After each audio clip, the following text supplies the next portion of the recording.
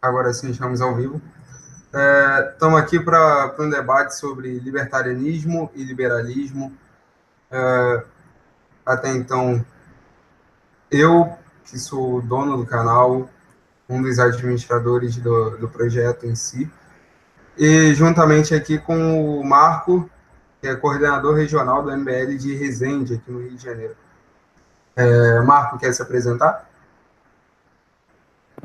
Boa, boa noite, né? Meu nome é Marco Antônio Villanova, sou coordenador do Movimento Brasil Livre de Resende. O debate vai ser para a gente apresentar nossos pontos de vista, onde a gente converge, onde a gente diverge, e apresentar para a população um debate sadio, um debate saudável, sem trocar farpas, até porque a gente vive um momento diferente no Brasil, né?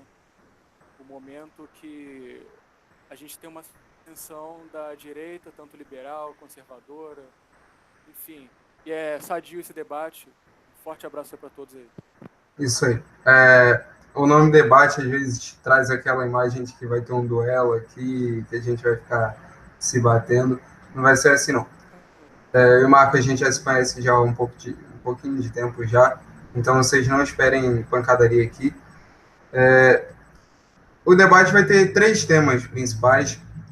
Primeiro é libertarianismo versus conservadorismo, liberalismo, que é o ponto de vista dele, e acredito que do MBL também. E o segundo tema será segurança e justiça com o Estado versus segurança e justiça sem Estado.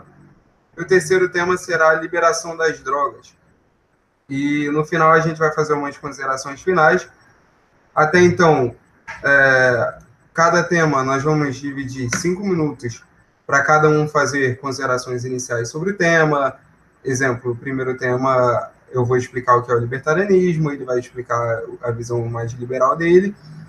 E a partir daí nós vamos dividir, intercalando, como sempre, em 4 minutos para cada um, para que possa haver réplica, tréplica, algum complemento e por aí vai. Bom, acho que a gente pode começar. Você quer começar, ou Marco? Só fazer um detalhe, se a minha internet cair, provavelmente o vídeo deve acabar, então a gente não tem muita segurança quanto a isso. Não, se cair a gente chama de novo, não tem problema. É só arrumar esse sinal aí certinho.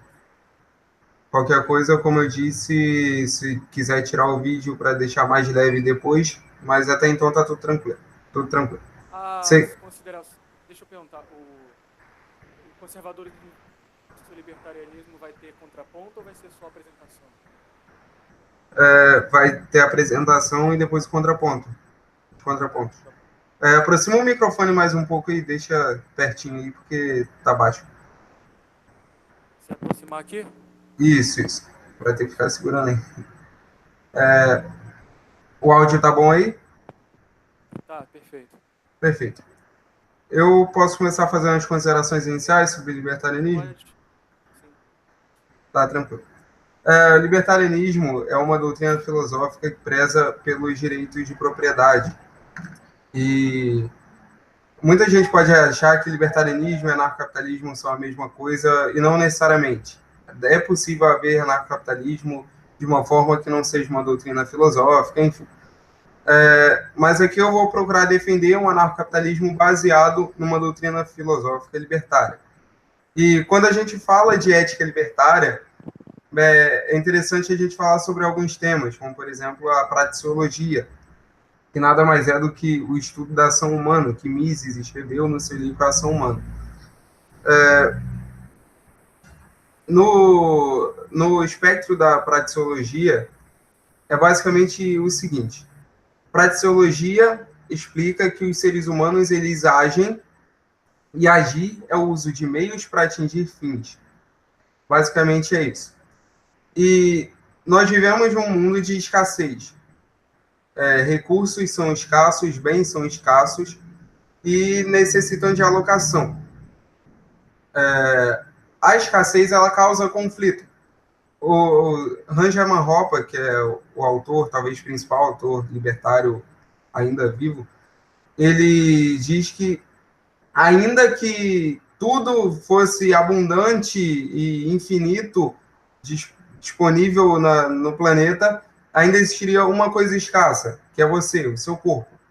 Então, o nosso corpo é considerado um recurso escasso. Recurso porque, de acordo com a axioma da ação humana, a praxeologia, é o meio que nós utilizamos para atingir fins. Conflitos acontecem justamente quando dois indivíduos querem utilizar o mesmo recurso escasso para atingir fins excludentes. Então, a gente tem que lidar com esses conflitos de alguma maneira.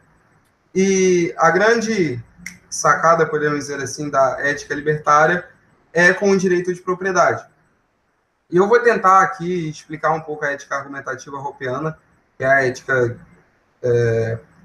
que Ranger Van Hoppe escreveu em dois principais livros, né? O principal é o Ética e Economia da Propriedade Privada e o outro é uma teoria sobre o socialismo e capitalismo. E tentar deixar claro como funcionam alguns conceitos. O conceito de autopropriedade é o essencial quando a gente fala de ética argumentativa hoppiana. Autopropriedade é basicamente o seguinte, olha, você é proprietário do seu próprio corpo. Ao argumentar, por isso ética argumentativa, ao argumentar, você reconhece que você é proprietário do seu próprio corpo. E seu corpo, como sendo um recurso escasso, você não tem como argumentar contra a autopropriedade, porque ao fazer isso você entra numa contradição performática, ou seja, uma contradição prática. Aí já é a base principal da ética libertária. Caso o vídeo fique ruim, eu vou desligar a câmera. Eu expliquei para o Marco que a luz aqui está queimada e estou só com a iluminação da webcam. Enquanto tá bom. Enquanto tá bom? Tranquilo. Seguindo o raciocínio. A ética argumentativa hoppiana, ela basicamente diz isso. E aí, você possuindo a autopropriedade, ou melhor, tendo propriedade sobre o seu próprio corpo, tudo aquilo que você produz, e aí vem a questão da apropriação original, que Locke escreveu sobre, depois Hermann Hoppe foi descrevendo melhor, tudo aquilo que você produz passa a meio que fazer parte dessa autopropriedade. Então, a ética libertária, basicamente, é a ética da propriedade, a lei da propriedade privada. E tudo aquilo que provém do libertarianismo é em defesa da propriedade privada. Caso eu avance no tempo, Marco, fica atento aí, por favor. Você está cronometrando? Tô sim. Beleza. Faltam 2 minutos aí. De acordo com a ética libertária, o Estado ele é ilegítimo justamente por isso. Agora a gente consegue fazer uma síntese do que o libertarianismo defende. O Estado ele é uma organização social que sobrevive através da expoliação de propriedade alheia. Por isso, vocês vão escutar por aí libertários falando que imposto é roubo, porque imposto nada mais é do que tomar propriedade alheia sob ameaça de violência. Daí a gente deriva a ilegitimidade do Estado. Eu tentei deixar isso de uma forma bem simples. Ao longo do debate eu vou tentar explicar isso de uma forma melhor. E pode fazer tuas considerações, Marco. Então, o conservadorismo defende... Já começou a cronometrar? Sim, sim. Conservadorismo, a gente olha para o presente respeitando o que deu certo no passado, seja dentro ou seja fora do país. Eu, por exemplo, sou um grande fã do liberalismo que houve, né, liberalismo econômico, que houve na Inglaterra nos anos 90, com a Margaret Thatcher. Né? Sou um grande defensor dela, você vai ver várias publicações em que eu elogio ela. Eu coloquei como conservador porque acreditava que a gente ia debater mais no campo dos costumes. E, como tradição, o MPL e eu também somos conservadores no costumes e liberais na economia. Eu concordo até certo ponto, Douglas, quando você diz da defesa da propriedade privada, né? O Estado ele tem que ter o tamanho necessário, do meu ponto de vista.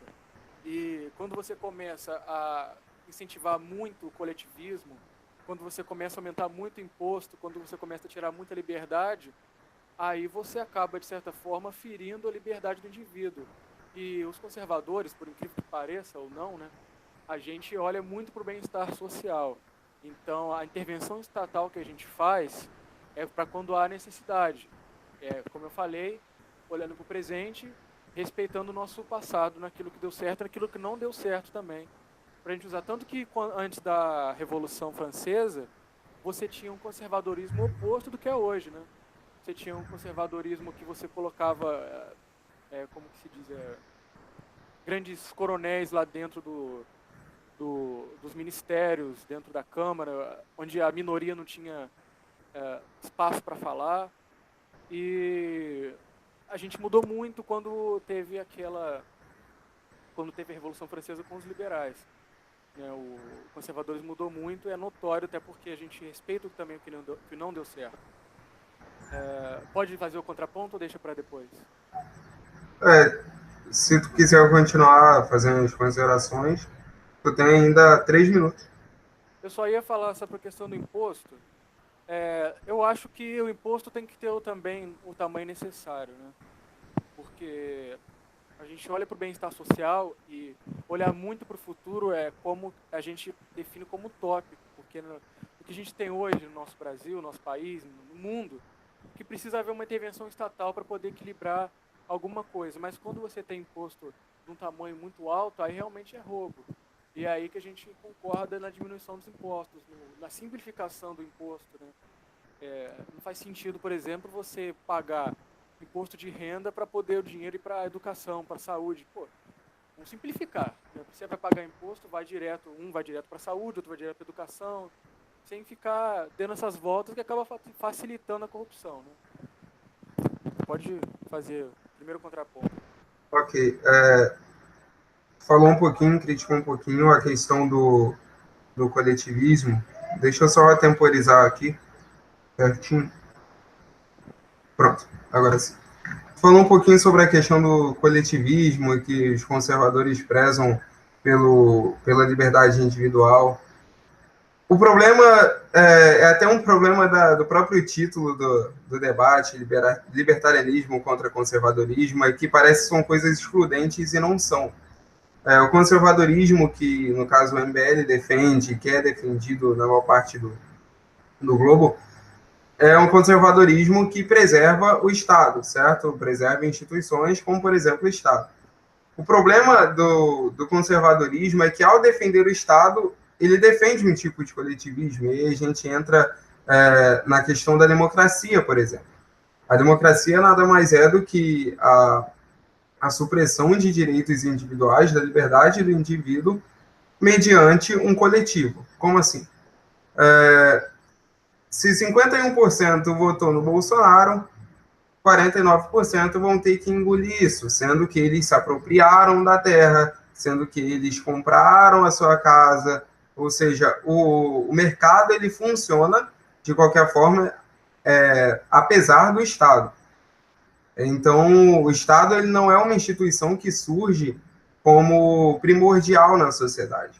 Muito pelo contrário, quando você olha para o histórico das nações, os Estados se instauraram, as nações se desenvolveram porque um grupo de pessoas com maior armamento, com maior força, chegou e se instaurou nessa localidade.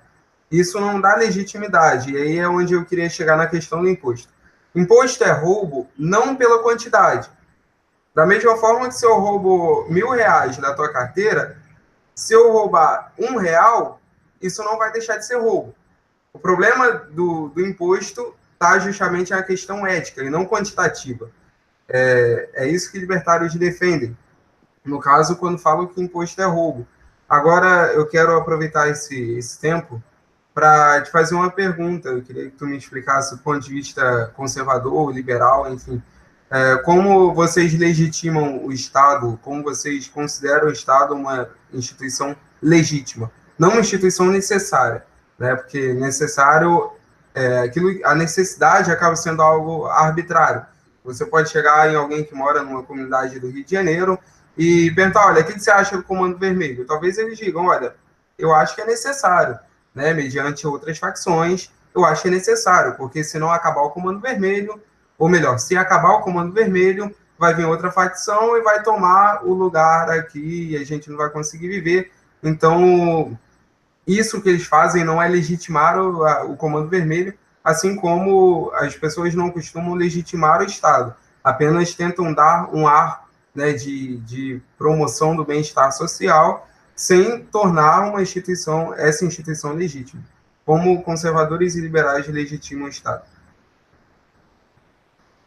Pode ir? Pode. Então, quando você fala a questão do imposto, né? Por que eu acho que imposto não é roubo? Porque a gente vive hoje numa situação em que a gente precisa, por exemplo, pagar a dívida que governos anteriores de esquerda deixaram para a gente gente precisa manter a segurança, a gente precisa combater a criminalidade. Então, por isso, eu acredito que algum imposto ainda não é roubo. Sobre o Estado, como legitimizo como eu falei nas considerações iniciais, os conservadores, nós olhamos para o presente. Então, o que a gente tem no nosso presente? A gente tem uma dívida pública bilionária, a gente tem uma crise na segurança, a gente tem uma crise na saúde, na educação.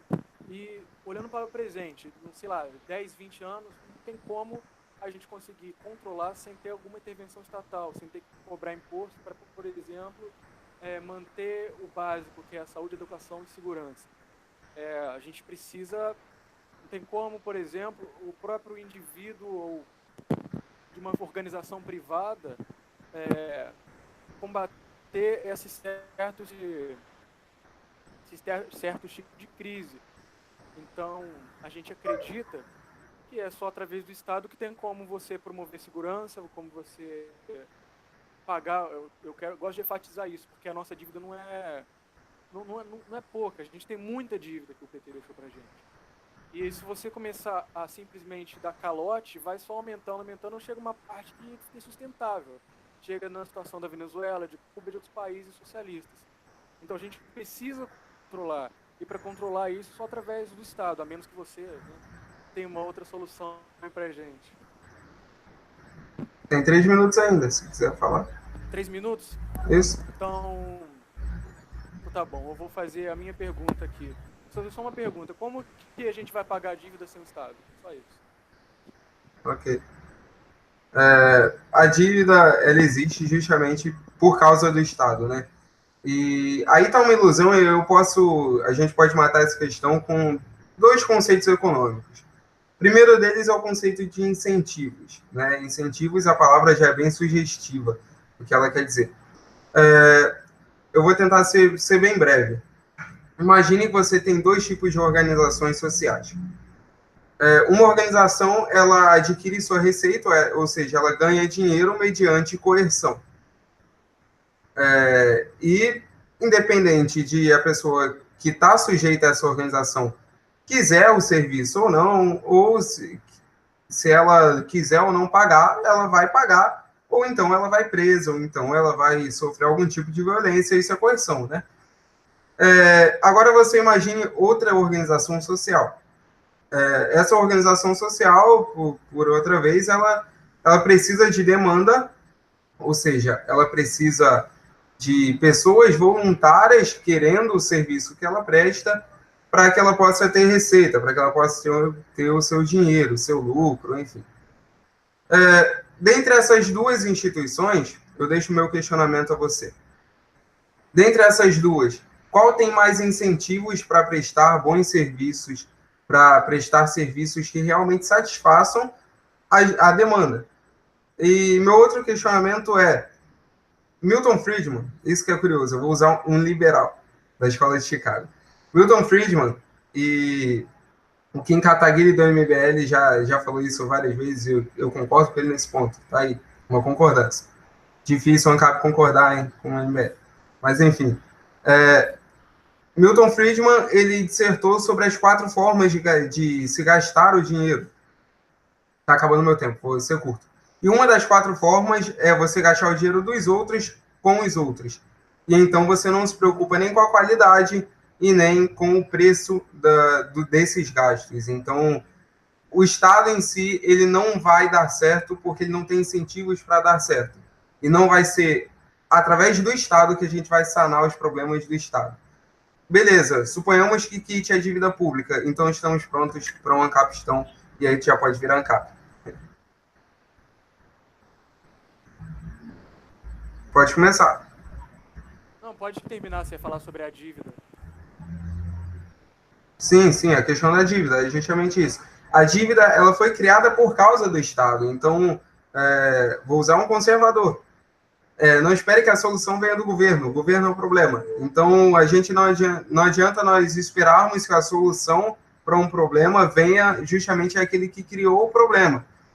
E esse é um erro que liberais acabam cometendo. E quanto à saúde e educação, que tu até citaste aí, são serviços, né? Então estão sujeitos às leis do mercado. É interessante depois a gente falar um pouquinho mais sobre isso. Dívida pública existe porque existe o Estado. Então a intenção é justamente acabar com o Estado, ainda que seja necessário quitar dívida pública através dele. Aí a gente entra em brutalismo versus gradualismo, isso já são vertentes do próprio libertarianismo. Já começou a contar aí? Sim.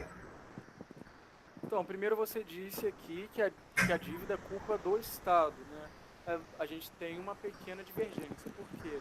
Eu acredito que a dívida ela é fruto da má administração, certo? A gente tem que exigir leis de transparência. A gente tem a obrigação de ser transparente com a população, que elegeu a maioria no Congresso, que elegeu, por exemplo, que eu defendo, que é a monarquia parlamentarista, que elegeu o primeiro-ministro através do parlamento. E a gente tem a obrigação de ser transparente.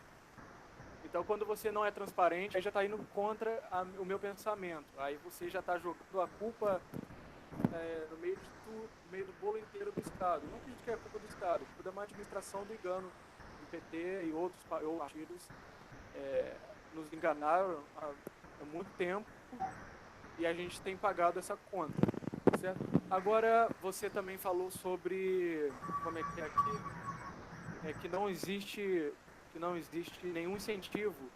Eu sou a favor, tanto eu quanto o MBL, eu tenho certeza, posso dizer isso com segurança, que o MBL não é contra o livre mercado, o MBL é favorável ao livre mercado. O MBL é a favor de leis de incentivos e leis de isenção. Vou citar agora, por exemplo, a minha cidade de Resende. A gente teve, alguns anos atrás, pouco tempo, 5, 10 anos no máximo, quando começaram a ter as leis de isenção fiscal para as indústrias. Não sei se você está por dentro dessa, né? Não, provavelmente não. Resende é muito longe daqui onde eu moro. Então, Resende passou por muitas leis de isenção de incentivo fiscal. E o que aconteceu? Pelo contrário do que a esquerda falava, que ia diminuir a renda, que a cidade não ia produzir porque não ia ter mais imposto, não aconteceu o contrário. Muitas indústrias começaram a vir para Resende, muitas pessoas começaram a migrar de São Paulo, do Rio de Janeiro, do Nordeste, de várias regiões do país, para poder conseguir emprego numa indústria. E o que aconteceu? Consequentemente, a população aumentou e o comércio também cresceu. Então, o que aconteceu? O Estado começou a produzir através do comércio. Então, começou aí o que a gente defende, a lei de isenção e o incentivo fiscal. A gente agora tem como excelente exemplo a cidade de Resende, que eu acho que a gente deve levar em âmbito estadual e federal. Então, a gente já tem um exemplo, a gente tem as leis de transparência, que eu acredito que deve ser obrigação do Estado. Eu acredito que deve haver também uma grande reforma estrutural. Não tem como a gente continuar vivendo nas leis que a gente tem hoje, continuar vivendo com as regras que nós temos. Eu, por exemplo, não sou um defensor do presidencialismo, porque, como você falou, não defende a maioria. Eu prefiro uma monarquia parlamentarista. Que seria uma monarquia parlamentarista? Você tem ali o Congresso eleito pelo povo, pela maioria, sem o... Como que fala? Aquele coeficiente eleitoral, não é isso? Sem esse coeficiente eleitoral, pela maioria, os primeiros colocados são eleitos, vão para o Congresso. E você tem a monarquia como um poder moderador, né? Por acaso, quando tiver algum tipo de crise, talvez tão maior do que essa que a gente teve com a Dilma, com o Collor, uma intervenção uma intervenção do poder moderador, que no caso seria a monarquia, convocando eleições gerais. Então, é isso que eu defendo. A gente tem que reformar muita coisa assim no Estado, mas não acho que seja necessário acabar com ele. Fechei comigo. Fechei com esse contraponto. Certo. Foi? Sim. Tá. Fazer o contraponto aqui rapidinho, a gente já está terminando esse tópico. Se tu quiser estender, a gente pode estender sem problema. A questão toda é que você ainda não legitimou o Estado. Porque a gente está falando de uma instituição, certo? Uma instituição que não só existe, mas ela abrange todo mundo que nasce num determinado território. E todo mundo que nasce nesse determinado território, independente de seu consentimento, acaba estando sujeito a essa instituição. A discussão não é tanto pragmática, não é tanto utilitária, porque o utilitarismo tem um problema. Essa questão do bem-estar social, do bem maior. John Stuart Mill foi o cara que acabou com o liberalismo por causa disso. John Locke, ele dizia que o governo legítimo é aquele que tem o consentimento dos seus governados. Logo, eu poderia concluir que nenhum governo que existiu no planeta é legítimo, porque todos são governados por ele, pelo governante. Porém, nem todos votaram e legitimaram esse governante. Então, John Locke, ele era quase um libertário na época. Vamos forçar um pouquinho a barra. Mas John Stuart Mill acabou estragando o liberalismo, por assim dizer, com a questão do utilitarismo. Porque o que ele diz é basicamente o seguinte, olha, o importante é nós termos o bem-estar social. Não existe um certo e errado bem definido. O que existe é o bem-estar maior, o bem maior. Maximizar o bem. Então, exemplo, se nós temos uma sociedade onde a maioria é composta por homens e a minoria por mulheres, e essa maioria de homens quer ter relações sexuais forçadas com essa minoria de mulheres. Agora eu te lanço uma pergunta e tu responde com sim ou não. É ético, é certo ou é errado essa maioria de homens ter relação sexual forçada com essa minoria de mulheres? Errado, certo? Bom, do ponto de vista utilitarista, não seria tão errado assim, porque o bem maior foi promovido. Esse é o problema desse tipo de raciocínio. O conservador, de verdade, ele acaba sendo um libertário se ele realmente defende aquilo que é certo ou errado, porque ele vai defender uma ética que seja universal, uma ética que tenha definições concretas daquilo que é certo ou errado, com base em direitos, e esses direitos não são direitos positivos. O que são direitos positivos? Direitos positivos são direitos que emanam do legislador. E isso abre espaço para arbitrariedade. Exemplo, quando alguém diz que saúde e educação são direitos, está positivando uma coisa que não é direito, porque é um serviço.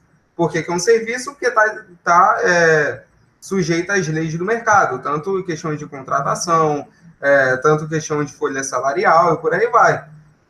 Então, o governo corrompe, o Estado ele corrompe o mercado justamente quando ele interfere em qualquer tipo de serviço. E aí está o problema de quando se afirma sobre um grupo ser a favor do livre mercado, sendo que é contra a visão libertária de que saúde, educação, justiça e até polícia, e nós vamos chegar lá nesse tema, são serviços e não direitos. São serviços essenciais, mas não direitos.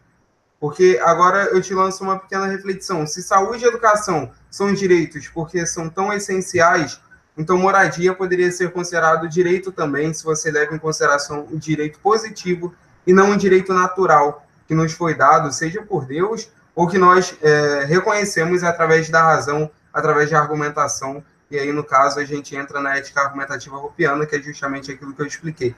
Ao argumentar a favor da agressão, ao argumentar a favor de uma instituição que fere a propriedade privada, você acaba entrando numa contradição prática, e não há nada mais contraditório do que você argumentar em favor de uma instituição que a qualquer momento pode infringir aquilo que você tem como propriedade, não só o seu corpo, mas aquilo que é proveniente do uso do seu corpo como um meio para atingir algum fim.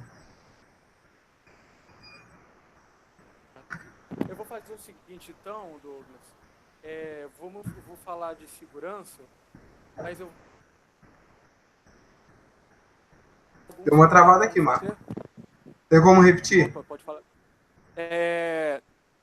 Eu vou falar de segurança, mas eu vou fazer alguns contrapontos. Separei dentro dos 5 minutos que eu tenho, né? Tá bom. Tá bom? Peraí, só terminar aqui.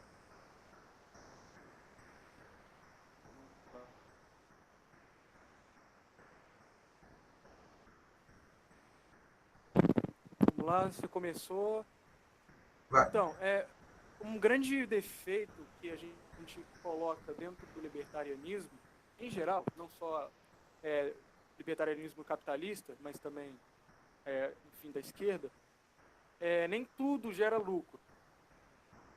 Então, eu acho que nem tudo que a iniciativa privada faz pode realmente ter um resultado eficaz. Como eu falei já 2 vezes, vou falar pela última agora. A gente olha para o presente. Então, dentro da sociedade contemporânea, há algum exemplo dentro do libertarianismo que você pode citar que deu certo? Enfim, depois você já rebate essa aí. E depois você falou sobre aquele da mulher e do homem, né? Eu acho que qualquer forma de força que quebre o livre-arbítrio é ilegítimo. Então, com certeza, se a pessoa não teve a opção de escolher, de certa forma, certamente, isso aí não é nenhuma liberdade. Isso aí é algo que é da força por uma minoria, com certeza fere o livre-arbítrio. E pelo outro ponto que você falou, que do conservadorismo, o conservadorismo não necessariamente fere o livre mercado. O Estado não necessariamente precisa ferir o livre mercado, certo? Ele precisa ser uma instituição que anda ao lado da livre iniciativa, tá certo? O imposto não precisa ser cobrado necessariamente das indústrias. Como eu falei, a gente tem que haver as leis de isenção e de incentivo fiscal. A gente tem que trabalhar com transparência. E se você conseguir fazer essa reforma estrutural, não necessariamente o Estado fere o livre mercado. Agora vamos falar sobre segurança, né? Um outro grande ponto polêmico também. A segurança pública, com certeza, não tem sido eficiente no Brasil. Mas se você pegar outros modelos como a Suíça, a Inglaterra, os Estados Unidos, em alguns estados, ela tem funcionado com muita eficiência, que prova que a segurança pública em si não é ruim. O que é ruim, como eu falei, é uma administração. E aí a gente teve a crise lá do coronelismo do Nordeste, alguns anos atrás, e quem tinha mais força era quem tinha maior segurança. Foi um momento ali que achava segurança. Você acha que tem que funcionar de forma coletiva ou de forma em que quem realmente tem a maior força ou quem tem o maior capital tenha melhor segurança? Como vai proteger o mais humilde? Tá bom. Eu quero começar rebatendo alguns pontos aqui. Tu disse que nem tudo gera lucro, e eu concordo. Só que eu substituiria isso por nem tudo, ou melhor, tudo aquilo que tem demanda gera lucro. E é um raciocínio muito simples. Se as pessoas prezam pela própria segurança, é óbvio que segurança vai ter lucro. Se as pessoas prezam pela justiça, é óbvio que vai ter lucro, até porque uma sociedade libertária é uma sociedade de contratos voluntários. Então, é interessante a gente pensar nesse ponto de vista libertário, realmente, já que estamos falando mais de um confronto entre realidade. Falou também sobre um exemplo de libertarianismo que deu certo.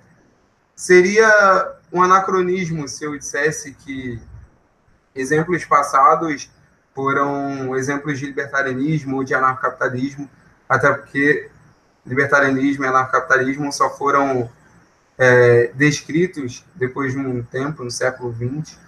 Então, eu não tenho como te dizer, não, isso aqui foi libertarianismo. Não, não tenho como te dizer isso. Mas eu posso apontar, por exemplo, o fato da Irlanda medieval, onde você tinha um sistema de leis que era privado, que era decidido entre as comunidades e funcionava de forma privada. Você tinha um sistema privado de arbitragem, basicamente isso. E é basicamente o que o libertarianismo propõe, é que os serviços sejam justamente ordenados pelas leis do mercado e não pela corrupção monopolística do Estado, né? Tu falou também que o conservadorismo defende a liberdade ainda que defenda o Estado, defende o livre-arbítrio.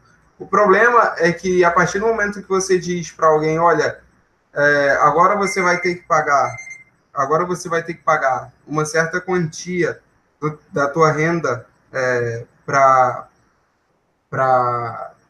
essa instituição, você está ferindo a liberdade dela sim, porque aquela grana que a pessoa recebeu é uma grana proveniente de um contrato voluntário firmado, no caso de serviço, ou da própria produção dele, caso seja alguém autônomo. Independente disso, ele foi quem produziu, e agora você está dizendo que ele é obrigado a dar essa grana para alguém, em vez de poder gastar, por exemplo, com um hospital privado, um sistema de seguros privado. A gente vai chegar lá. Quanto à questão da segurança, eu estava lendo um livro hoje e eu separei uma frase que eu achei muito interessante, de um cara chamado Hugo Foscolo, e ele diz o seguinte: os governos impõem justiça, mas poderiam impô-la se não tivessem primeiro a violado para fundar seu reino. Ou seja, como uma instituição que fere a propriedade privada no seu próprio modus operandi, o modus operandi de tirar uma certa quantia de alguém mediante violência, ameaça de violência, como uma instituição assim tem legitimidade para controlar a justiça, sendo que ela já feriu a ética, já feriu o direito de propriedade das pessoas antes disso. E quanto à questão de segurança, para ser mais específico, eu não sei se tu já viu algum condomínio assim grande, por exemplo, que a gente tem na Barra da Tijuca. Eu já fui dentro de um condomínio enorme na Barra da Tijuca e, cara, eu fiquei impressionado com a organização. É basicamente quase que um bairro privado e tem uma empresa de segurança privada que faz a segurança dessa localidade. É basicamente isso que o libertarianismo propõe para a segurança, né? As pessoas têm demanda por segurança e essa segurança serve justamente para assegurar aquilo que elas têm de propriedade.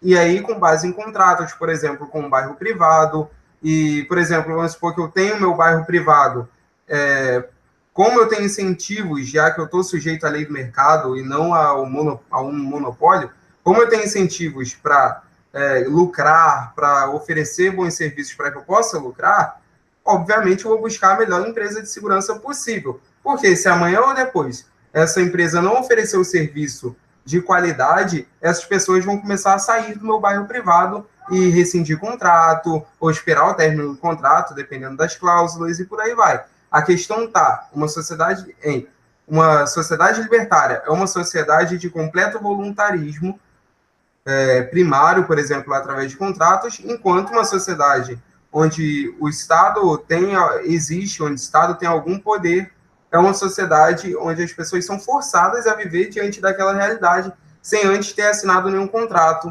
E aí as pessoas começam a falar, mas e o contrato social? Esse contrato social eu não assinei, você não assinou, ninguém assinou esse contrato, então é só mais uma tentativa pífia de legitimar uma instituição que é ilegítima no seu próprio modo de operação.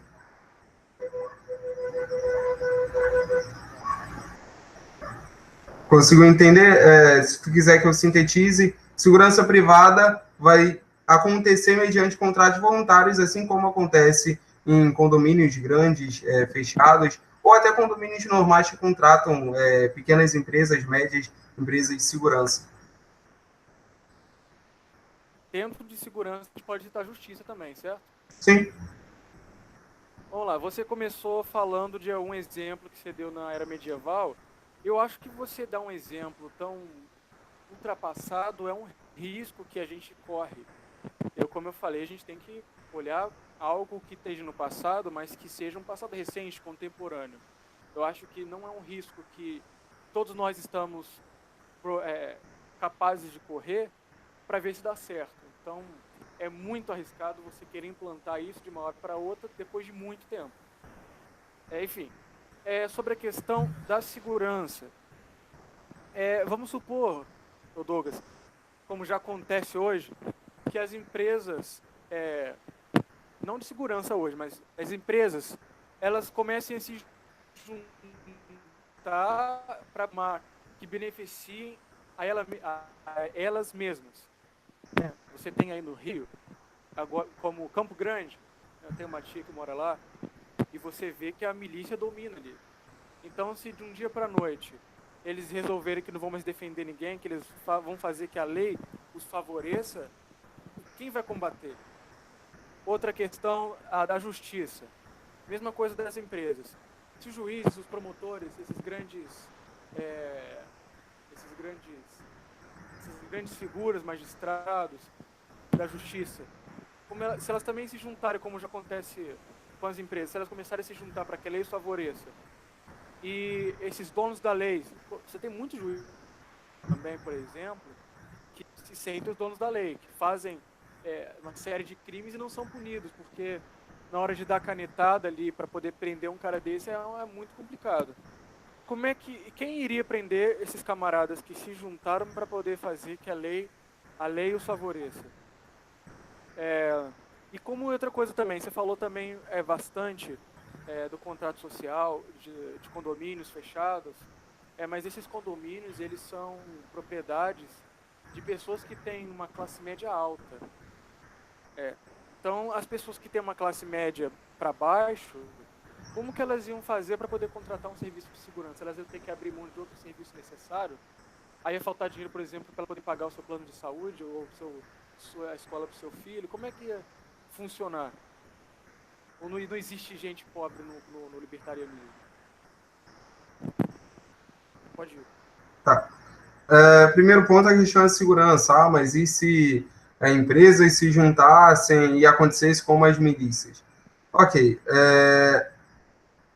A ética libertária, ela justamente prevê que a propriedade não seja agredida. Isso não só pelo Estado, mas qualquer pessoa.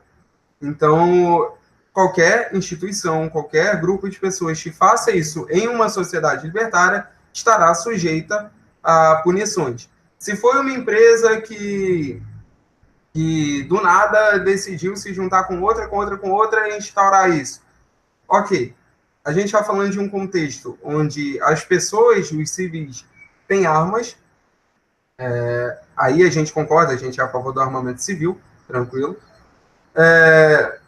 A gente está falando de um contexto onde existem contratos voluntários, ou seja, o cara vai lá e voluntariamente ele assina o contrato com determinada empresa de segurança, com determinada empresa de arbitragem, de justiça, ou isso serve para qualquer empresa ou qualquer prestadora de serviços. Se existe um contrato, existem cláusulas. Se alguém fere essa cláusula, uma multa ou alguma penalidade deve ser colocada diante dessa pessoa, porque ela feriu justamente a propriedade quando feriu contratos. Então, quanto a essa questão, é querer misturar a realidade, já que a gente tem uma realidade de extrema corrupção no sistema judiciário, um sistema judiciário que é monopolizado pelo governo, a gente nem tem aquele sistema mais misturado com instituições privadas que a gente tem em países de primeiro mundo, onde você consegue alguns tribunais, entre aspas, privados, que estão sujeitos ao governo ainda, mas pelo menos são privados, funcionam melhor do que tribunais como os nossos aqui do Brasil. E há essa mistura de realidade até quando fala, por exemplo, não, mas e a pessoa que é pobre, de classe baixa, esses condomínios são de gente de classe média alta e tal, como essas pessoas vão sobreviver, como essas pessoas vão ter segurança? Não é que no anarcocapitalismo não vai existir pobreza. Esse é o problema, às vezes, que as pessoas têm, que não compreendem que pobreza é um estado natural. Você não tem que se perguntar, não, como as pessoas são pobres. Não, porque isso é um estado natural delas. Você nasceu pobre. Né? Ainda que você nasça, sei lá, filho do Lula, você nasceu pobre, ou filho de qualquer pessoa que tem muita grana, você nasceu pobre porque essa grana não é tua, a grana é do teu responsável. Até que ele morra, enfim, tem a questão da legislação, essa grana ainda é propriedade do teu responsável. Então, pobreza é um estágio natural da humanidade, e agora é que a gente tem que se perguntar como a gente vai criar riqueza, que é o que justamente pressiona a pobreza, diminui a pobreza. E ao longo da história da humanidade, é claro que a riqueza ela foi criada mediante livre associação de indivíduos, livre comércio, livre mercado, mais uma vez. Essa produção de riqueza, ela não ocorre só no cara que produz um carro, mas até na produção de segurança, na produção de justiça, de arbitragem de modo geral. Se você tem uma empresa de arbitragem que ela se mostra corrupta, ela vai morrer no mercado. É isso que acontece. Quando você tem uma empresa que presta maus serviços aos seus concidadãos, aqueles que estão contratando ou têm interesse em contratar seus serviços, elas morrem no mercado. Agora, quando você tem numa instituição como o Estado, que detém um monopólio de segurança, justiça, da lei, de um modo geral, que é positivada, não é lei natural, você não tem concorrência. E se você não tem concorrência, é óbvio que o serviço não tem incentivo nenhum para dar certo. Ah, mas em tal lugar deu certo. Ok, o Estado continua sendo legítimo, ele não tem incentivo, geralmente, em países de primeiro mundo, quando serviços como segurança e justiça dão certos, é porque há uma união com as iniciativas privadas e dar certo entre aspas, porque dar certo para quem? Né? Essa é a questão. É um serviço que não está sujeito às leis do mercado, e se não está sujeito às leis do mercado, não tem incentivo nenhum para dar certo. Então vamos lá. Só para fechar, se você quiser depois fazer o contraponto que eu vou falar aqui, mas eu vou falar pela última vez sobre segurança. Você citou muito a segurança particular, né? Mas é o seguinte, e a questão da inteligência? Quem é que vai investigar o crime que não foi punido em curto prazo? Especialista. Por exemplo, está culpado ele?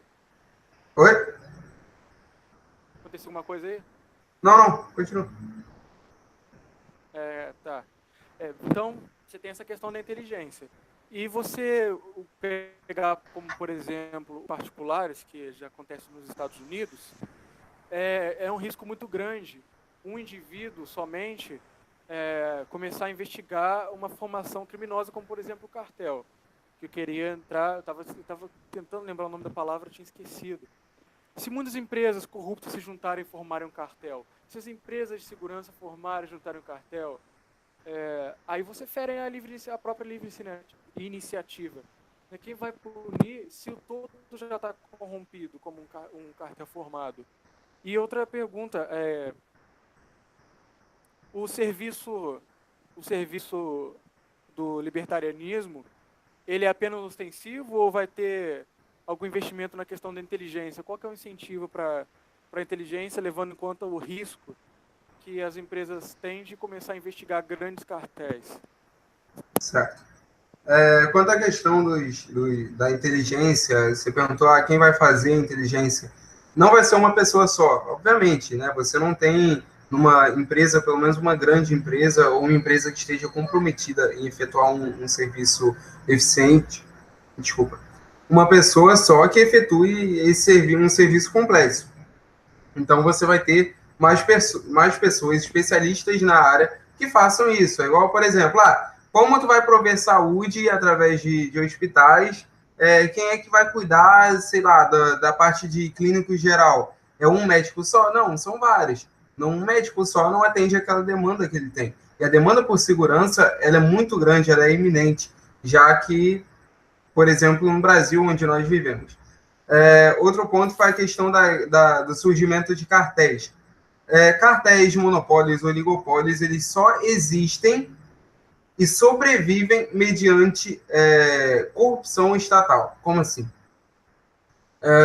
Se você imagina que você tem um cartel, uma empresa que se juntou, de segurança.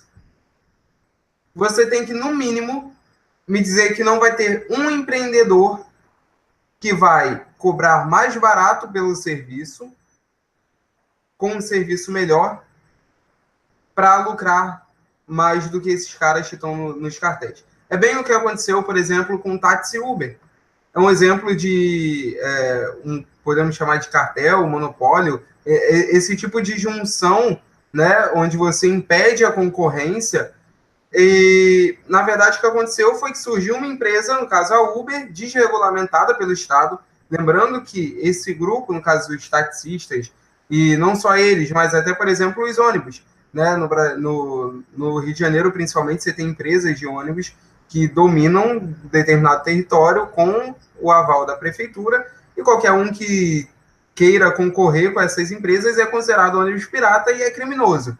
Então, o Estado mantém esse tipo de organização, e você pode dizer, não, mas o MBL não defende isso. Não estou dizendo que o MBL defende isso. Mas, ao defender uma instituição que possui um monopólio da força, e isso, por mais que tu libere a R15 para toda a população, o Estado ainda tem o monopólio da força. Quem tem caça, quem tem tanque de guerra, é o Estado. A população não tem, jamais teria armamento suficiente para combater o Estado. Mas, enfim, ao defender uma instituição que tem o monopólio da força, você está sujeito a todo tipo de ação. E aí vem uma questão interessante, que as pessoas às vezes dizem que o anarcocapitalismo é utopia. Tu concorda que o anarcocapitalismo é utopia? Só sim ou não? Sim. Marco? Ouviu? Não ouvi. Ei, Marco, tu concorda Sim. que o anarcocapitalismo... Sim, concorda?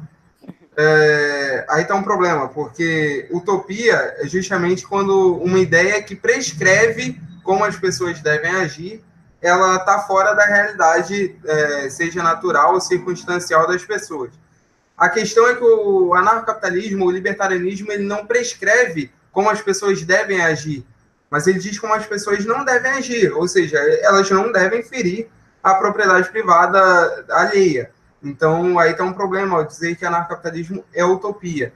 Agora, ainda que você considerasse anarcocapitalismo utopia, ainda que você entrasse nesse erro conceitual, você teria que me dizer que não é utópico defender que uma instituição que possui o monopólio da força não vai se expandir e virar uma União Soviética simplesmente porque um papel chamado Constituição pode dizer que essa instituição não pode se expandir.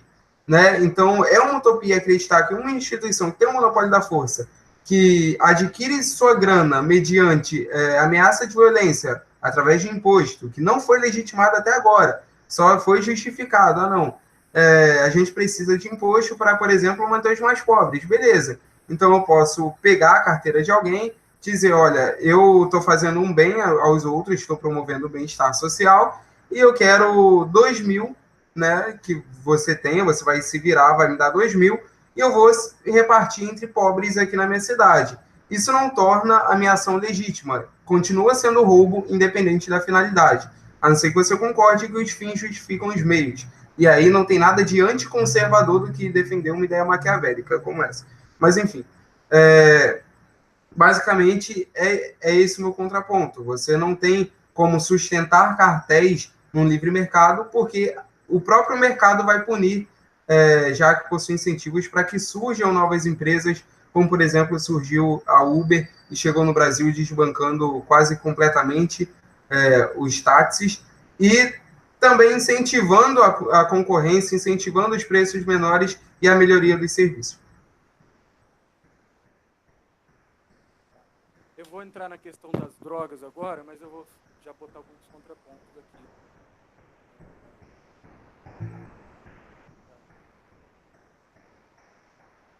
Então, você falou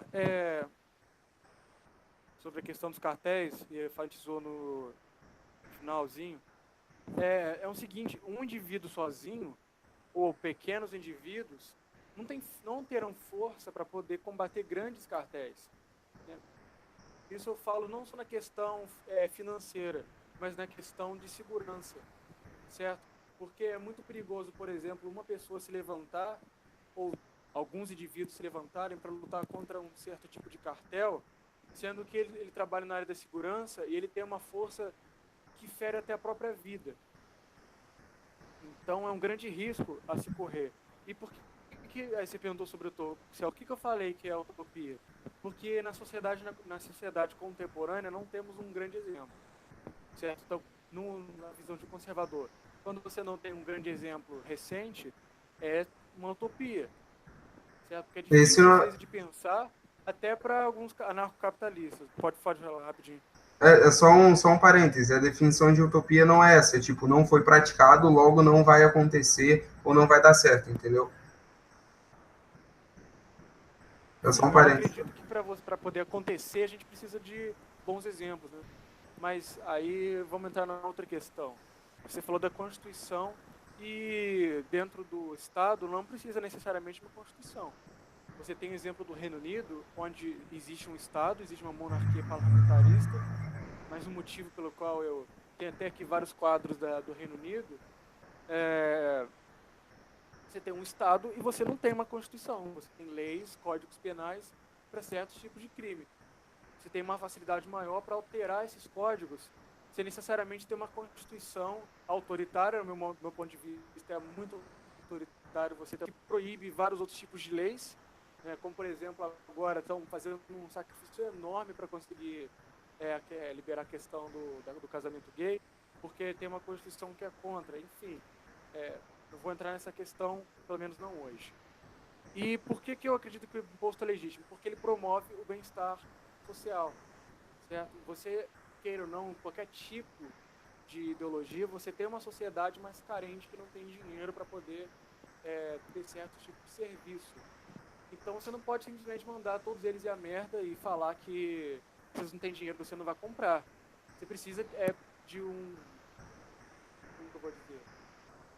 Você precisa que uma outra classe possa contribuir para que não exista esse caos social. Eu vou até pegar como exemplo agora a questão das drogas.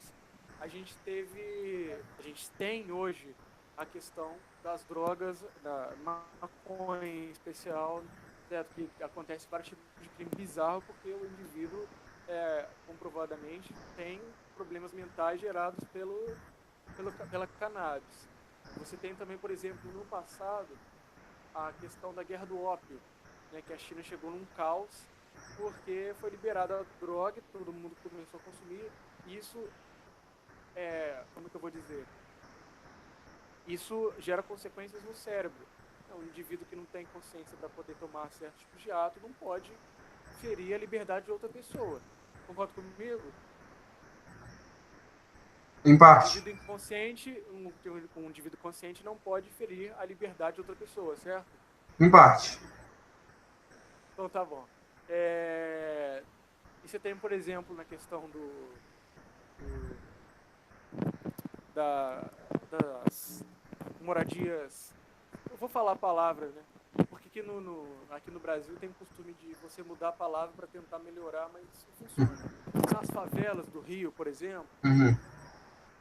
né, todos os tipos de drogas lá, uma facilidade enorme para conseguir. Aqui também, no interior também você tem uma tranquilidade para conseguir, dentro de escolas, dentro de qualquer lugar você consegue um tipo de droga. Agora, essas pessoas, elas costumam tomar certos tipos de ações que são incompreensíveis. Pessoas que estavam no alta classe da sociedade caíram porque tomaram certo tipo de coisas irracionais. Você concorda comigo? Droga tira a consciência do indivíduo? Consciência não. Não, você não concorda? Então tá bom. Não, não, O não que eu tira a defendo? consciência. No caso, deixa ele num estágio ou de relaxamento intenso ou estimula hormônios, né? Mas não tira a consciência em si. O que é um ser consciente? Sabe? Tu teria que determinar isso. Então, mas e aí quando ele começa a tomar algum tipo de atos que ele não faria estando sóbrio, ele começa a cometer algum tipo de crime e de abuso que fere a liberdade de outros indivíduos. Então você tem um certo tipo de contradição aí. você não pode sair liberando, e quando você tem exemplos de lugares que deram errados porque tiveram guerras por conta de liberação de alguns tipos de drogas, você não pode voltar, trazer isso de volta justificando que isso vai promover a liberdade de um indivíduo, sendo que vai ferir a liberdade de centenas de milhares de outros indivíduos. Certo? Agora é a sua vez aí. Tá, a questão das Deixa eu fazer drogas... uma pergunta. Deixa eu só fazer uma pergunta. Pode. Eu tô passando além do meu tempo? Não, pode ficar tranquilo, a gente tem bastante tempo. Tá, pode ir. A questão das drogas é algo muito simples, no sentido ético e jurídico. Não existe crime sem vítima. Não existe crime sem vítima.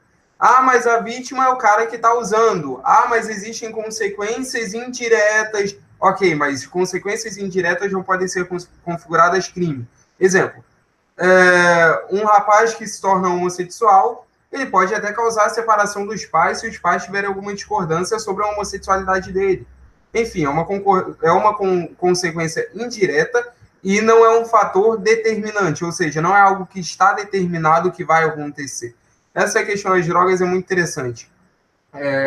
O próprio Milton Friedman, que era um liberal da escola de Chicago, ele defendia a liberação das drogas. Ele disse certa vez uma coisa interessante. O crack, a história do surgimento do crack é justamente no momento de proibição da cocaína. E quando você proíbe um certo produto de ser comercializado, como você aumenta o risco, e, por exemplo, traficantes, né, que, cara, libertários não defendem traficantes, só para deixar bem claro, ferem propriedade privada, sim, os caras, mas traficantes, eles fazem com que a droga não fique tão barata e seja de péssima qualidade, até porque eles trabalham no mercado negro. Então, o crack ele surge dessa maneira. Por isso, o crack ele tem um efeito tão devastador. Porque as consequências, por exemplo, um cara fuma maconha, consequentemente ele vai roubar. Não, isso não tem como ser determinado.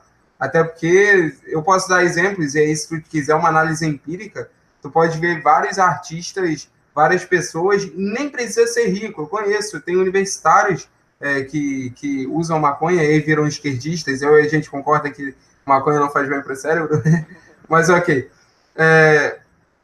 Os caras usam e não necessariamente roubam. Agora, faz mal para eles? Poxa, cara, eu concordo. Eu concordo contigo. Faz mal, droga não faz bem. Usar droga é um ato imoral contra seu próprio corpo.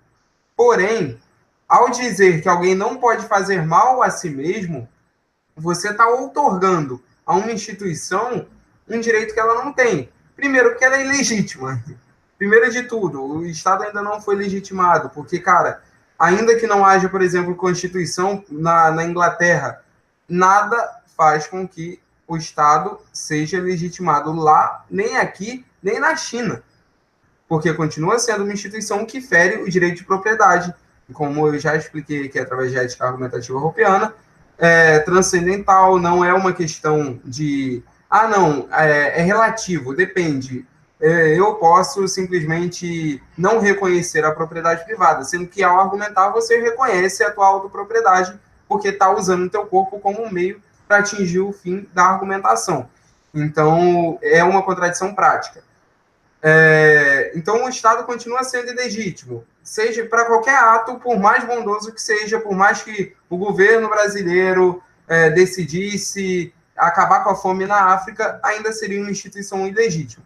Mas, ok, quanto à questão das drogas, como eu disse, não existe crime sem vítima. Se a vítima é o próprio indivíduo que está usando, não é crime, é apenas a pessoa exercendo sua liberdade, o seu livre-arbítrio, de fazer mal a si mesmo, como ela pode fazer se suicidando, como ela pode fazer... não estou defendendo suicídio, aí é uma coisa muito interessante para a gente deixar claro. Eu não defendo uso de drogas.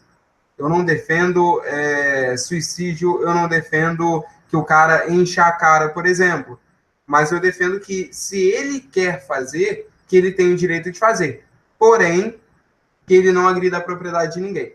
Ah, mas o cara foi lá, usou cocaína e matou alguém. Ele vai ser tratado como criminoso. Não pelo uso da cocaína, mas pelo fato de ele ter matado alguém. Se você tem num contexto de livre mercado os incentivos econômicos, mais uma vez, é uma lei do mercado, eu não estou falando que, não, eu acho que vai ser assim. Não, mas a lei do mercado incentiva empresas a prestarem serviços bons e a preços menores. Então, pessoas mais pobres que quiserem usar droga vão ter acesso, porém terão consequências. Por exemplo, eu não contrataria alguém que é usuário de drogas.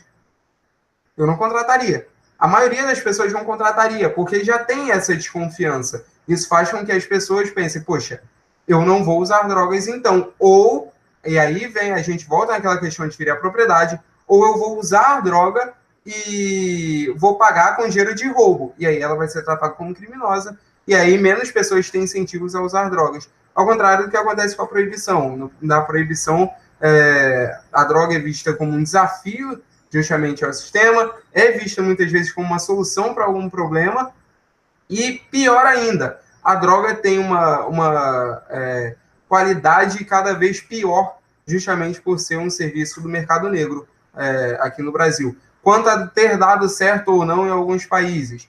Nesses países existe Estado, existe impostos sobre a produção e o próprio preço da droga, e, logicamente, pessoas mais pobres não vão ter um acesso tão fácil a esse produto.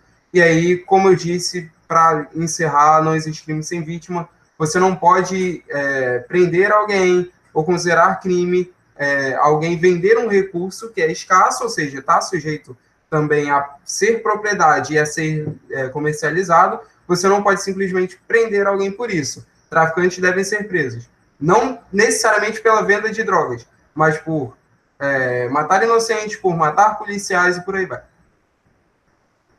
Vamos lá. Por que eu acho que o Estado é legítimo? Porque só ele é capaz de promover o bem-estar social. Por mais que ele tenha falhas, como eu falei várias vezes, a gente tem que promover reformas estruturais dentro do Estado. Você tem que pegar, por exemplo, exemplos de países. Dá para ouvir direito assim? Muito pouco, está muito baixo. Você tem que pegar, por exemplo, países que têm um tipo de metodologia, seja na área da saúde, seja na área da segurança, que deu certo, e trazer para o nosso lado. Vamos promover o bem-estar social usando exemplos de terceiros, sim. Porque isso, para mim, é legítimo. Você usar exemplos de outras pessoas ou de outros países que deram certo, porque se deu lá, por que não vai dar aqui também? Então, vamos lá. Qual que é a diferença da liberação das armas para a liberação das drogas, na minha visão? As armas, elas não ferem a consciência e os neurônios do indivíduo. A droga, por outro lado, sim. Então, o que acontece? Por exemplo, quando um indivíduo está lá, sei lá, usando maconha, ou usando cocaína, ou qualquer outro tipo de substância, está lá numa festa, aí vai voltar para casa, aí vai dirigir drogado, certamente algum tipo de irregularidade, seja batendo carro, seja fazendo qualquer tipo de coisa surreal, porque ele não está tendo consciência do seu próprio ato, ele está sob efeito da substância. Para mim, na minha opinião, na minha visão, toda liberdade do indivíduo é aceitável, contanto que não fira de terceiros. Então, se ele usa algo... Então tá libertário. Oi? Então tá libertário. Se você, por exemplo, usa uma substância que fere diretamente o seu neurônio, o seu cérebro, e promova que você faça coisas que estando sóbrio você não faria, você já está ferindo a terceiro, você já está tirando a liberdade das pessoas se não tiver a opção de escolher se vai poder ser assaltado ou não, se poder escolher se vai ter a vida ou não. E o grande problema das drogas é que ela, sim, fere o indivíduo em particular também, mas ela também fere a liberdade de terceiros. Então é aí que está o ponto. Foi? Foi. As pessoas confundem um pouquinho, só para deixar claro. Libertários não defendem que veio o Ancapistão e um belo dia vai ter um maconheiro no teu portão fumando maconha, e se você reclamar, ele vai falar, sai daqui e para de encher o saco. Não é assim. Obviamente que em bairros privados, considerando que bairros, cidades, localidades, territórios privados, considerando que a droga, seja ela, pode ser até a bebida alcoólica, ou a cafeína, que é uma droga, e traz consequências, sim, à parte neurológica das pessoas. Levando em conta essas consequências, é óbvio que o mercado vai se adequar através da propriedade privada. Bairros privados não vão permitir que um cara dirija alcoolizado dentro do bairro. Por quê? Um morador do bairro pode morrer. Se ele morrer, ele tem uma companhia de seguros que tem ligação com uma empresa de arbitragem que pode processar essa instituição privada, no caso do bairro, por não cumprir parte daquilo do contrato. Então, existem incentivos de sobra para esse tipo de coisa não acontecer numa sociedade libertária. Outro ponto interessante é que ainda não está legitimando. Cara, existem tipos de ética, certo? Existe a ética normativa e existe a ética consequencialista. E o ponto da ética normativa é que ela defende um certo ou errado objetivo universal. São normas que servem para qualquer pessoa, independente da cultura, independente do país onde ela vive, é algo objetivo. Exemplo, assassinar alguém é errado, independente se é aqui ou se é no meio de uma tribo indígena. É errado, porque fere a autopropriedade da pessoa. Então, independente disso, é errado. Então, o ponto é, não há nenhum tipo de crime sem que haja vítima. Não há nenhum tipo de crime sem que haja vítima direta desse ato. Vamos lá, para fechar, bom, se quiser continuar, a gente tem mais um tema só, mas vamos lá. Pode prosseguir. Para fechar a questão das drogas, tá ouvindo? Alô? Tô sim. É porque não tá aparecendo essa imagem aqui. Relaxa. Eu bloqueei rapidinho. Vamos lá. Se você não estiver ouvindo, me avisa. O indivíduo... Alô? Alô? Eu tô ouvindo, relaxa, eu tô ouvindo. Só tô mutado rapidinho. Tá. O indivíduo, sob efeito da substância, ele não liga para as leis. Ele não vai, por mais que ele seja uma pessoa que sóbrio, seja uma pessoa honesta, com o efeito da substância, ele não vai nem ligar para a lei, ele vai simplesmente cagar se existe uma lei ou não contra o crime que ele for cometer, porque ele não vai estar em sã consciência. Então, já fere não só a própria liberdade, como a liberdade de terceiros. Então, é basicamente isso. Ele vai ferir as leis porque, sob efeito, ele não tem sentido, né? Ele obedecer às leis, até porque nem ele vai raciocinar, né? Sim, mas aí, antes de fazer uso, ele raciocina. Mas aí ele cometeu um erro que é irreversível, né? Mas por isso que existe segurança. Não, mas ele vai ter acesso às drogas, que é o que você defende. Ele tendo acesso às drogas, cometeu o erro. A partir daquele momento ele já não tem mais consciência dos seus atos. Certo? Não, ele tem. Ele não está sóbrio, ele está sob efeito de substância. Ele não está sóbrio, sim, ele não está sóbrio, mas ele tem consciência, ele é um ser consciente. O que é um ser que não é consciente é justamente um cara que está ou desmaiado ou morto. A diferença é que a consciência está danificada. Ele é consciente, mas ele não está consciente. Ele está sob efeito da droga. Então, tudo que ele vai fazer, a partir daquele momento que ele usou a droga, vai ser contra... Como se diz?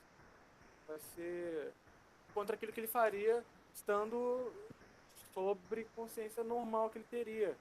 É uma pergunta só, responde sim ou não. Você é a favor de qualquer tipo de liberação das drogas? Qualquer droga para você tem que liberar?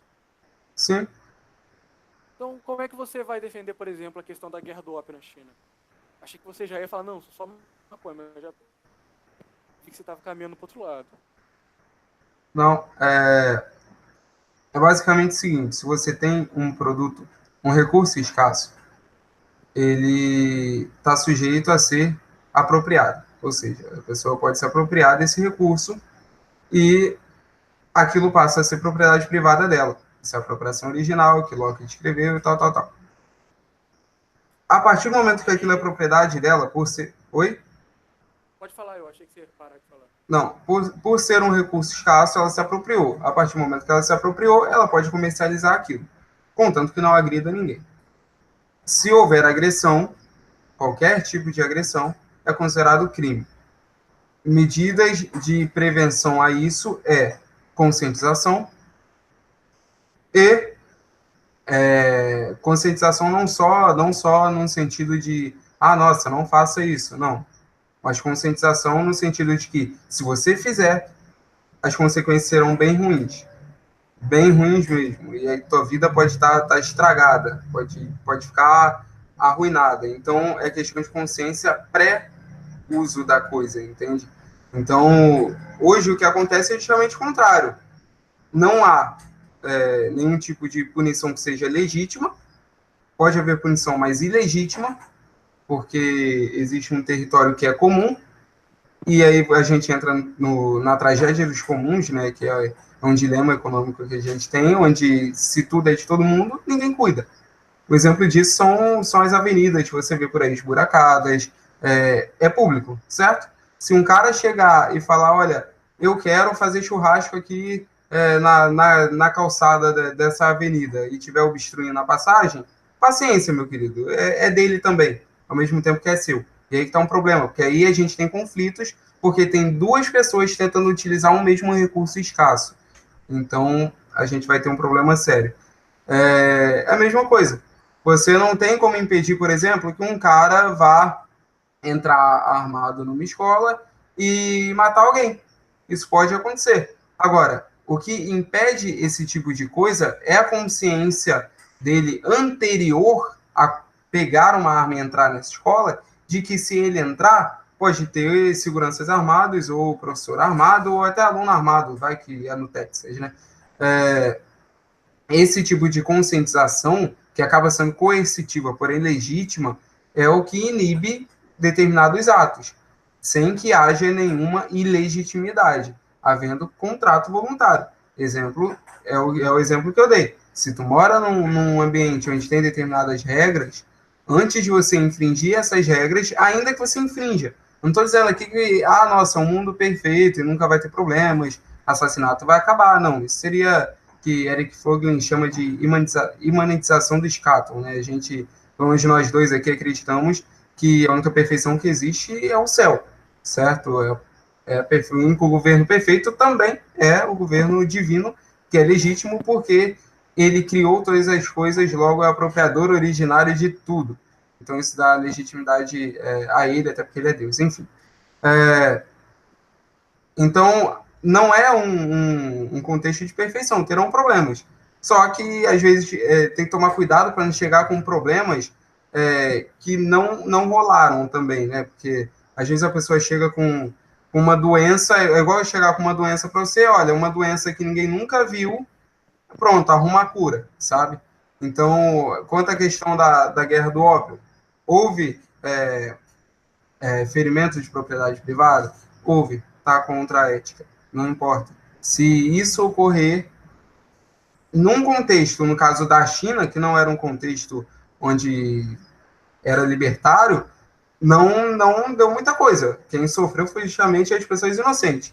Mas num contexto onde há contratos voluntários, onde há incentivos para a prestação de serviços melhores, é óbvio que vai ter punições. Tá. Só uma questão aqui. Essa questão de conscientização, ela já existe, o Douglas. Posso citar várias vezes em que o pessoal lá Você lembra daquele... Como é que era aquele mesmo, velho? Dele agora. A Proerg. Teve vários programas de conscientização que funcionaram. Né? Profissionais que trabalhavam na área tentavam conscientizar alunos. Alunos tiveram, então, consciência de que eles estão fazendo não é certo. Mas vai no embalo, por exemplo, vai numa festa, certo? Com os adolescentes do ensino médio. Como já aconteceu aí, que eu, infelizmente, tive que ver caso de pessoas que nunca pensaram em usar droga na vida e foram no embalo do colega para poder ganhar uma fama no colégio e começaram a tomar certo tipo de, né, que elas não fariam sendo sóbrias. Cara, bateu, dar porrada em um amigo, negócio assim, maluco, a calma. Então ela foi no embalo para poder ir cometendo um erro, ela passando por com profissionais na área, com pessoas na família alertando do perigo, pessoas de família estruturada que cometeram esse tipo, né? Não estamos falando de pessoas pobres que não tiveram nenhum tipo de conscientização, porque conscientização, como eu falei, existe. Entendeu? São pessoas com família estruturada que cometeram esse tipo de ato. Então, eu acho que só conscientização não basta, você tem que proibir para que ela esteja sóbria, entendeu?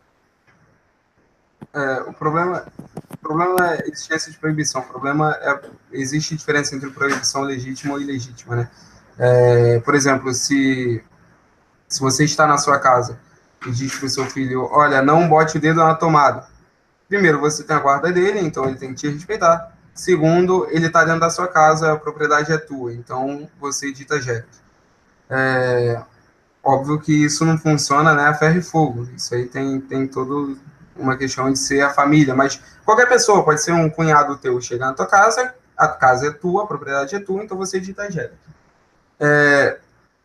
Agora, se chego eu na sua casa e quero ditar algo para o seu cunhado, as minhas regras não são legítimas. Esse é o problema. Não é que não vai haver, por exemplo, proibição ou contenção de certas coisas. A diferença é que essa contenção é legítima. Essa é a diferença. O que legitima, por exemplo, eu chegar dentro da minha casa e proibir alguém de, sei lá, ir dentro do meu banheiro é o fato de a casa ser minha. Agora, nada legitima o governo vai proibir alguém de vender picolé na praia, ou vender cafeína, ou vender Coca-Cola, ou vender cocô. Porque eu poderia muito bem chegar para você, olha, estou vendendo cocô. Isso faz mal para você, ok, mas você está comprando, ok, vai fazer mal diretamente para quem? Para você, ok. Se isso, em qualquer momento, trouxer consequências indiretas para outras pessoas, que agrida a propriedade delas, tu vai ser considerado um criminoso. E aí sim você vai ser punido, sendo que antes, ou já houve voluntariamente contratos para que você não fizesse isso, se caso você fizesse, você seria punido.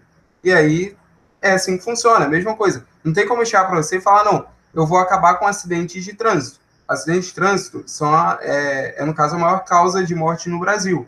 Não tem como chegar para você, não, vai acabar com acidente de trânsito e nunca vai acontecer. Não, vai acontecer. Em algum momento vai acontecer.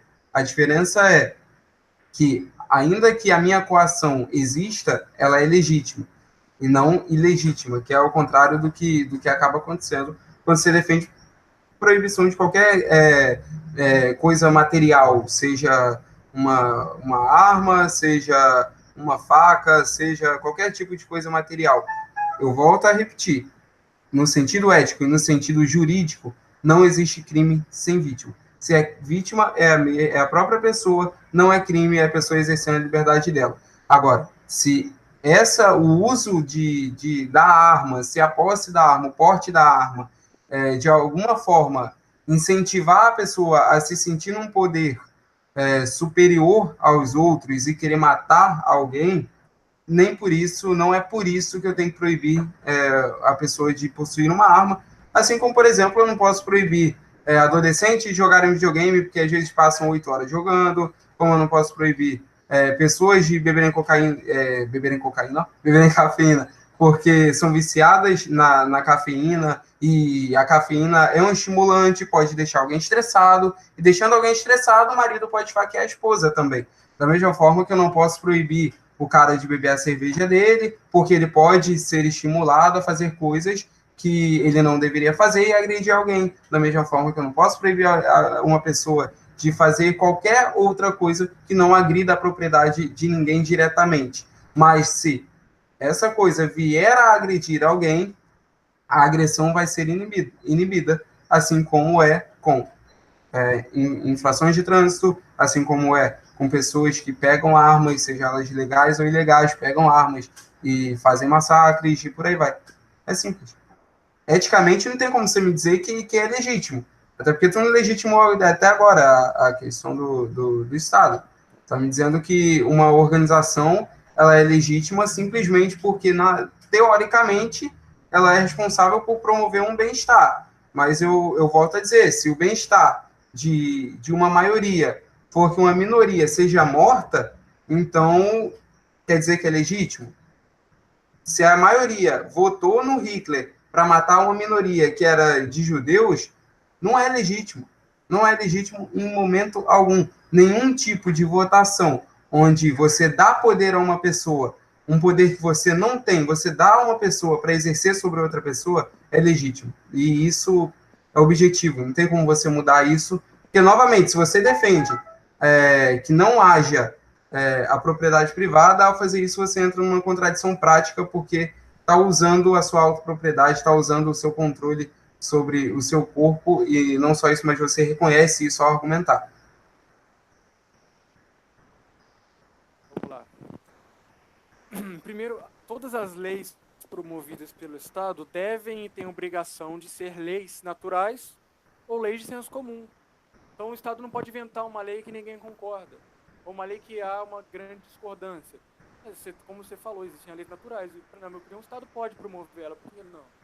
E o Estado, ele foi formado, então, só na sua opinião, na sua opinião, eu não consegui legitimar. Na minha opinião, para mim é legítimo algo que foi formado pelos indivíduos e que pode promover o bem-estar social. Isso, né? Que a criança vai colocar o dedo na tomada e não respeita. Mas por quê? Porque ela quer chamar atenção. Então, o adolescente que vai numa festa e usa drogas, ele está usando porque ele quer chamar atenção daquele grupo que ele tem uma certa fama. Sobre a questão da bebida alcoólica, ela tem um dano muito menor no cérebro do que as drogas. A droga, ela fere diretamente o terceiro, não indiretamente, como a bebida alcoólica, como a arma ou qualquer outra. Diretamente, não. Diretamente, pô.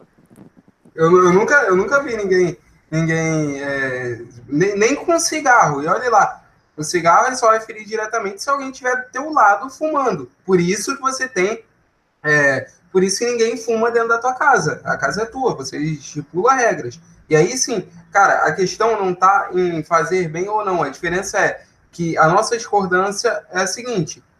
Para mim, uma sociedade que está sujeita, é formada por iniciativa privada e está sujeita aos incentivos que o mercado possui para causar bem-estar social, é bem mais eficaz em causar esse bem-estar do que uma sociedade coercitiva que não tem compromisso nenhum com causar o bem-estar social. Esse é o problema. Quando tu defende que o governo em algum momento vai garantir bem-estar social, tu está dependendo da bondade de pessoas. E esse é um problema muito grande, porque as pessoas não são boas por natureza. Ninguém é bom por natureza. Então, as pessoas, por não serem boas por natureza, elas dependem de incentivos para agirem, para tomarem decisões, para fazerem certas coisas. Incentivos não quer dizer que vai determinar, você não tem como determinar a ação de ninguém, não tem como prever a ação de ninguém.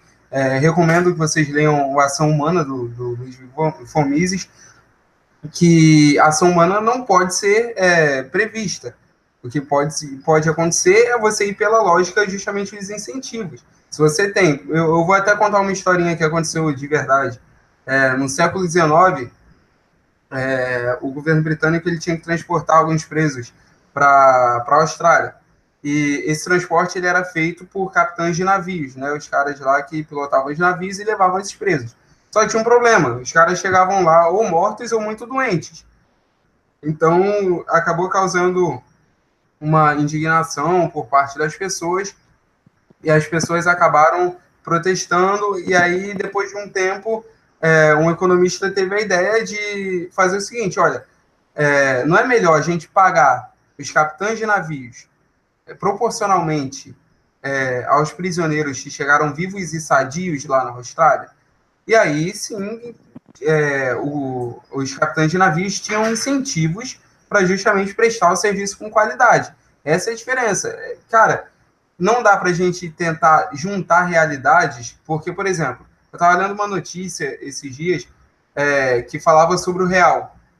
o real é a moeda oficial do Brasil e ela sobrevive mediante uma coisa que os economistas chamam de ciclo forçado, ou seja, é a economia que a galera vai usar, pronto, acabou, tá ok? É isso aí. Então, independente se você quer usar outra moeda, é essa aqui que a galera vai usar, porque é a que o governo permite. E o real, desde o plano real, por mais que muita gente defenda a ferro e fogo o plano real, nada mais foi do que substituir um problema pelo outro, mas enfim. O real, desde a criação do plano real, ele desvalorizou muito, cerca de 80%, ou seja, hoje, os R$ 100 que foram emitidos lá no surgimento do plano real valem R$19,90. Então, que tipo de governo é esse que promove bem-estar social? Não só aqui, mas você pode pegar o exemplo dos Estados Unidos. O dólar, por mais que ainda seja estável comparado a outras moedas, ele também teve uma desvalorização enorme, enorme desde a criação dele. Qualquer outra moeda de ciclo forçado vai desvalorizar. Por quê? Porque você tem o monopólio do Banco Central, você tem todas aquelas questões. Então, a gente está falando de um assunto que vai ter ligação com todos esses assuntos justamente porque está tratando de economia. A gente está tratando de um bem escasso, de um recurso escasso, que pode ser apropriado e, sendo apropriado, pode ser comercializado. E quando a gente vai falar desse tipo de comércio, quando a gente vai falar sobre as pessoas que vão comprar esse produto, que vão vender esse produto, a gente vai envolver o bem econômico que está ligado a essas transações comerciais, que é a moeda, e a gente vai envolver, vai acabar recaindo nessa questão do ciclo forçado, do monopólio da moeda, que Hayek tanto combateu. E hoje a gente está tendo uma evolução, está surgindo Bitcoin, nanos e outras criptomoedas aí. Então, é um assunto que acaba estando ligado a vários. Vamos para as considerações finais? Sim, sim. Pode fazer. Eu ia rebater, mas eu já ia cair no tema. Pode começar. Você não... Não, é porque eu tinha acabado de falar, é a tua vez. Tá bom. Bom, fazendo a consideração final da minha parte e já entrando também um contraponto que eu peguei aqui, a questão do ser humano ser ruim ou bom por natureza. Pelo meu princípio cristão, eu não sei se você é cristão ou não, mas pelo meu princípio, Sou. pelo que eu tenho estudado a Bíblia, não gosto também de citar, mas é um princípio meu, né? O homem, ele é bom por natureza. Deus, quando criou todas as matérias da planeta Terra, falou que era muito bom, e viu Deus que era bom em Gênesis. E quando ele fala do homem, ele fala e viu Deus que era muito bom. Então Deus criou o homem de maneira muito boa. Só que o homem, ele caiu na tentação, ele teve o livre-arbítrio e caiu, foi enganado e caiu na tentação de escolher o caminho ruim. Então, na minha opinião, o homem pode voltar a... Qualquer pessoa pode mudar completamente e ser boa por natureza. Agora, a questão do plano real. O plano real, ele, por mais que muitos não gostem, eu sou um defensor, sim, muito grande do plano real. Tenho minha discordância do Fernando Henrique Cardoso, mas do plano real, ele acabou gerando uma mudança que, de certa forma, conseguiu evitar muitos dos problemas que tinham naquela época, conseguiu acabar com muitos problemas. Mas por que o plano real foi desvalorizado? Pela questão da má administração. Nos 8 anos de FHC, o plano real quase desvalorizou. Chegou o governo Lula até o governo atual, ele só foi caindo, porque o PT, o único objetivo do PT foi corromper todas as esferas do Estado para conseguir se auto-beneficiar e se perpetuar no poder. Esse é o projeto socialista. Então, a culpa de todos os problemas que nós temos dos últimos 16 anos para cá foi por conta da má administração petista e da esquerda. Agora, para fechar, eu tenho como exemplo países a qual eu defendo. Posso até depois te mostrar ali um livro que eu comprei essa semana do Churchill. Eu defendo países que tiveram como exemplo de liberdade promovidas pelo próprio Estado, porque eu acredito que o Estado, sendo bem administrado, tendo uma estrutura favorável, ele pode sim promover o bem-estar social. E aí eu pego como, por exemplo, a Inglaterra, a qual eu defendo, tenho vários quadros aqui no meu quarto, sou realmente um fã enorme da Inglaterra, Margaret Thatcher, Winston Churchill, enfim. Defendo também a Alemanha. Meu pai, uma vez, ele foi na Alemanha. Ele falou o seguinte para mim: filho, eu fiquei impressionado. Por quê? Porque a metro quadrado que você vai na Alemanha, você acha uma indústria enorme. Então, o polo industrial da Alemanha é enorme. Algo que a gente tem que trazer para o Brasil através das leis de incentivo fiscal, que se deram certo numa cidade pequena como Resende, por que não vai dar certo numa grande capital como São Paulo, Rio de Janeiro, o Distrito Federal? Por que não daria certo? Então, eu acredito que a gente tem que pegar até o exemplo que tem no interior e trazer para as grandes capitais, para as grandes metrópoles e realmente reestruturar o Estado. Essa é a minha visão. Eu também posso citar a Suíça, qual a pessoa consegue abrir uma empresa em poucas horas, ao contrário do Brasil, que você abre uma empresa. Então, eu sou um defensor da Inglaterra, da Alemanha, da Suíça, sei lá, parte dos Estados Unidos, alguns lugares dos Estados Unidos, até porque lá tem um federalismo, um país defendeu o todo. E eu acredito que com essas ferramentas que deram certo, tanto dentro do Brasil quanto fora do Brasil, a gente juntar, formar novos mecanismos, transparência, com a ética, com a moral, seguindo princípios cristãos, a gente pode construir uma grande nação.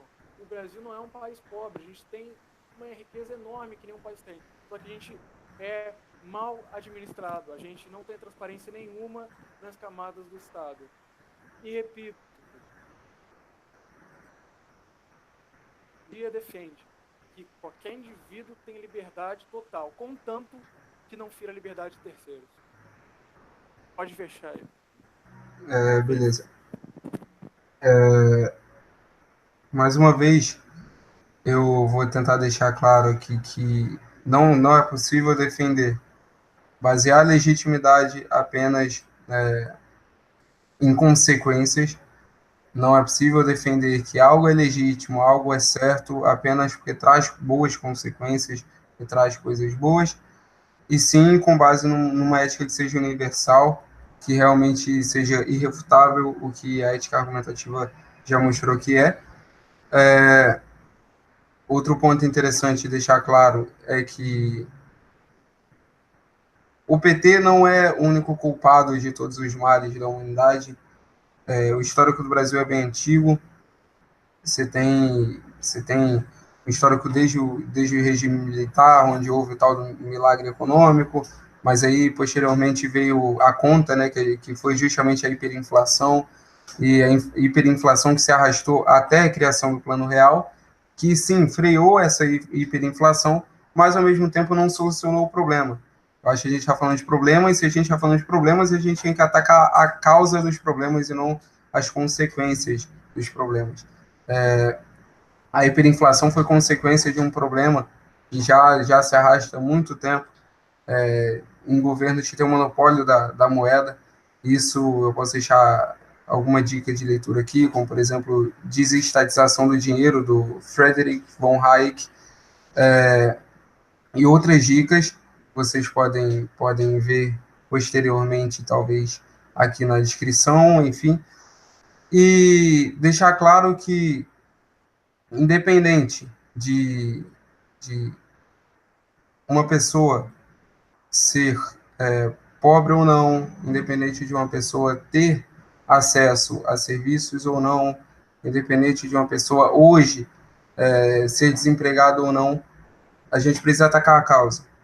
A causa de pessoas não terem condições de pagarem, de terem uma moradia melhor, a causa de pessoas não terem empregos bons, não terem bons salários, é justamente o cara pagar 6 meses de impostos, e lembrando que não é só a quantidade, não é uma questão quantitativa, mas é uma questão ética, uma questão objetiva de que você não pode tirar algo de alguém. Aí eu poderia até usar coisas mais complicadas aqui, como, por exemplo, dizer que a frase imposto é roubo, por exemplo, é um juízo analítico. Um juízo analítico é quando o predicado está contido no sujeito. Como assim?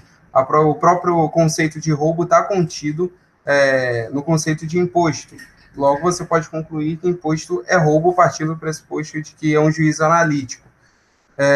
Enfim, tem várias argumentações que eu poderia jogar aqui, eu espero que tenha ficado claro, e vou encerrar dizendo a mesma coisa que você falou. Eu sou a favor da liberdade, de que as pessoas tenham a liberdade, contanto que não firam a liberdade de outros, contanto que não agridam a liberdade de outros. A gente concorda nisso. Só que o problema é que quem define o que é liberdade é que é o problema. Para você, quem define, quem determina o que uma pessoa pode fazer ou não é o Estado. Para mim, o que determina isso é justamente uma ética que seja universal e racionalmente defendida. É justamente o que eu defendo, a ética argumentativa roupiana. Eu vou ver se eu deixo na descrição algumas dicas de leitura, alguns artigos, alguns vídeos. Também quero agradecer aqueles que ficaram até o final, 4 apenas, mas não tem problema. Quero agradecer a todos que... Pode falar. Deixa eu só terminar com levantando a bandeira branca aqui. Pode falar? Pode. Então, a gente teve alguns momentos altos, alguns momentos quentes do debate, né? Isso é inevitável, mas eu gostaria de fazer um apelo para você que é libertário, para você que é conservador, para você que é liberal, agente do Brasil, que a gente está de reconstrução. A gente não está no auge ainda de podemos dividir as nossas ideologias. E o que eu faço um apelo para todos vocês. Vamos apertar a mão nas causas que a gente converge.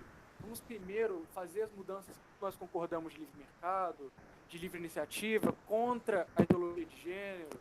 Vamos nos unir em prol daquilo que a gente acredita. Também, desculpa aqui, mas não posso deixar de falar.